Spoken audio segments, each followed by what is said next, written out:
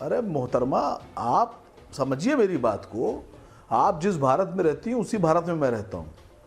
पर आप ऐसा आप हम क्यों दोनों सोच एक रहे ही हैं देश कि में मैं आपके भारत पे रहने पर सवाल उठा रही हूं? जिम्मेदारी बराबर है। आप जो इतना शक कर रहे हैं, देश में ऐसा लगता है कि आप एक सेट माइंड के साथ आते हैं आसिम वकार जी।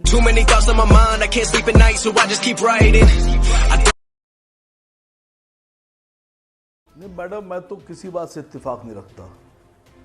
मैं तो इस बात से भी इत्तेफाक नहीं रखता जिस टॉपिक पे आप बहस लेके आई हैं। लेकिन चैनल आपका है, आप मालिक हैं, आप कुछ भी लेके आइए। जली ना, तेरी भी जली ना। नहीं सर, पैनल में आने वाला इंसान भी मैं मालिक अपनी है। बात रखने के लिए आजाद हूँ भारत में।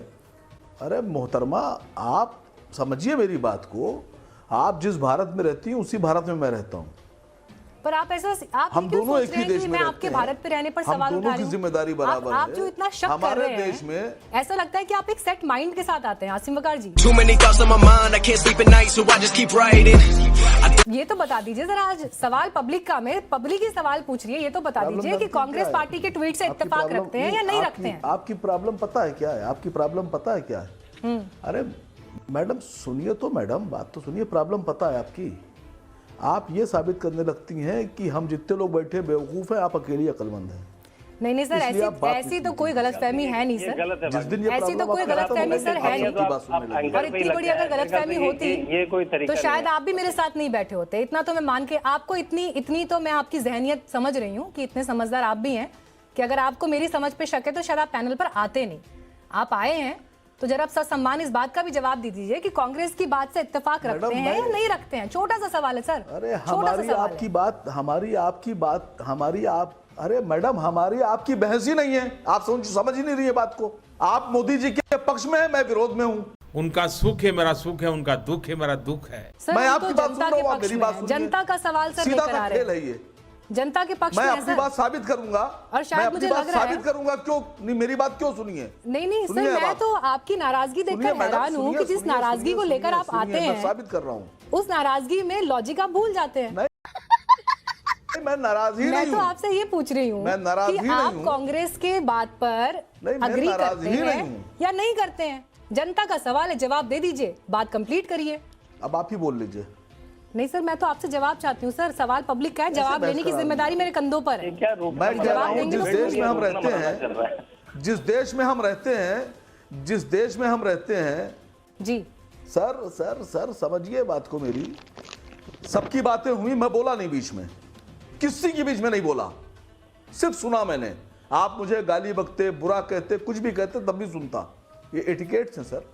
मैं ये कह रहा हूं जिस देश में हम रहते हैं यहाँ 85% का आंकड़ा जो है, 85% लोग गरीब हैं, गरीबी की रेखा के आसपास जीते हैं। ये भी मेरी गलती है। 67.8% लोग, जो भारत का आंकड़ा है, जो सरकारी आंकड़ा है, वो ये कहता है कि 67.8% लोग भारत में $2 की रोज कमाई करते हैं। सिर्फ $2 मतलब 140-150 रुपए के बीच में। 150 रुपए का मतलब ये हो गया कि महीने में सिर्फ 4,500 रुपए कमाते हैं। आज हमारे जरूरत ये है, हमारे बच्चों को एजुकेशन कैसे मिलेगी?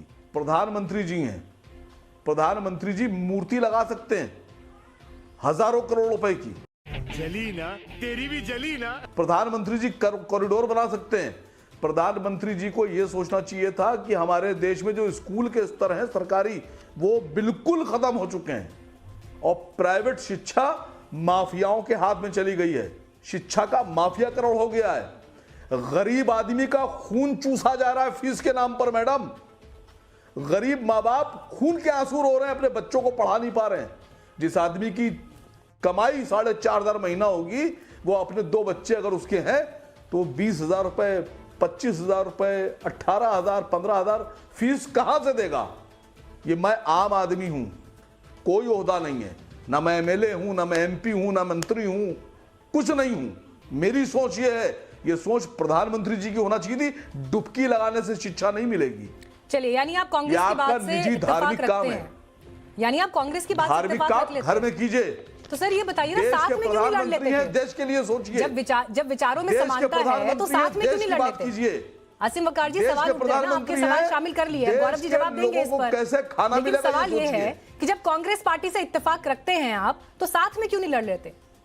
साथ क्यों नहीं आ जाते मैदान में? मोदी जी अगर आपके इतने बड़े दुश्मन हैं तो उनको हराने के लिए आइए पूरा विपक्ष साथ में। रखती हैं नहीं, आप क्या चाहती हैं? गरीब जितने बिंदु आपने गिनाए, मैंने आपके सारे बिंदुओं को शामिल किया। गौरव जी जवाब देंगे। अब मेरा सर आपसे एक सवाल है। सहमत क्यों हैं? सर मेरा अब आपसे एक सवाल है ना, सवाल सुन लीजिए। मोदी जी से इतनी सहमत सर मैंने बड़ी शांति से आपको सुना है, आपने अपनी पूरी बात कंप्लीट की। अब मेरा आपसे सवाल ये है कि जब नरेंद्र मोदी आपको इस देश के लिए इतनी बड़ी समस्या लग रहे हैं, जब नरेंद्र मोदी आपको इस देश के लिए इतनी बड़ी समस्या लग रहे हैं, तो आप सब एक साथ मिलकर नरेंद्र मोदी वर्सेस ऑल ये क्यों नहीं कर पा रहे हैं? सर एक बड़े मकसद के लिए साथ क्यों नहीं आ पा रहे हैं, बताइए। ऐसी वजह है, कौन सी ऐसी ताकत है?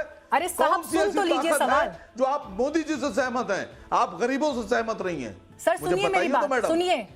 मुझे मालूम है ये कार्यक्रम आपके बहुत सारे चाहने वाले देख रहे होंगे, आपके सपोर्टर्स बहुत सारे देख रहे होंगे, मुझे मालूम है।